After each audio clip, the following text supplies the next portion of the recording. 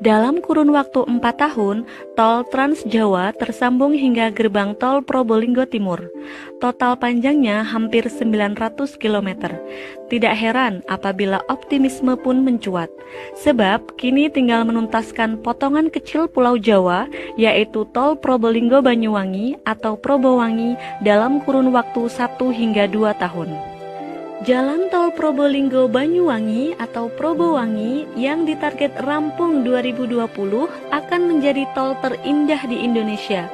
Membentang 171 km dari barat ke timur, meliuk melewati punggung pegunungan dan tepi-tepi pantai hingga tiba di ujung timur Pulau Jawa.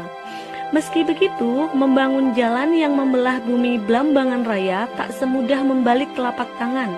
PT Jasa Marga Probolinggo Banyuwangi atau PT JPB, anak perusahaan PT Jasa Marga yang ditugasi membangun jalan tol itu akan menghadapi banyak tantangan.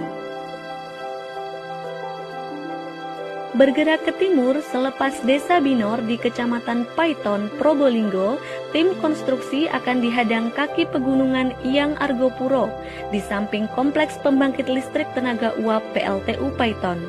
Dulu, kawasan tersebut hanyalah tebing yang bertemu lautan.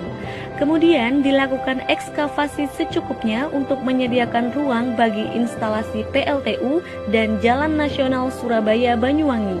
Selebihnya adalah hutan lebat dan perbukitan cadas. Kemudian, tol Probowangi akan meliuk mendaki punggung gunung lurus di areal sebelah selatan Jalan Nasional, melewati kompleks transmisi listrik PLTU Paiton. Gunung lurus tak semudah itu dilewati. Jika lembah tidak terlalu curam, jalan akan menuruni lembah. Namun, jika dianggap terlalu curam, akan dibangun jembatan layang. Rencananya, JPB membuat jembatan yang melayang di atas ceruk lembah Gunung Lurus. Kalau benar jadi, pemandangan akan seindah jembatan di tol Cipularang. Bukan hanya itu, di punggung Gunung Lurus dekat gerbang perbatasan Kabupaten Probolinggo dan Situbondo bakal dibangun rest area yang berdiri di ketinggian. Dari rest area tersebut, pengguna jalan tol bisa mendapatkan pemandangan Laut Selat Madura. Terus ke utara, jalan tol memasuki tantangan lain, yakni melintasi Gunung Ringgit alias Gunung Putri Tidur di kawasan Pasir Putih, Bungatan, Situbondo. Selepas besuki saja, sudah terlihat leher dan dagu sang Putri Tidur, menjulang tinggi di kejauhan. Pengguna jalan tol bisa menikmati pemandangan sawah di bawah kaki pegunungan dari rest area Melandingan.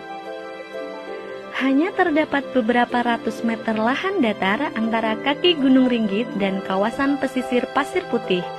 Itu pun beberapa sudah ditempati jalan nasional. PT JPB akan membuat akses masuk tol di dekat kawasan pantai Pasir Putih dekat Hotel Papin. Diharapkan para pengguna jalan tol yang ingin melepas lelah bisa keluar sejenak menuju kawasan pantai Pasir Putih.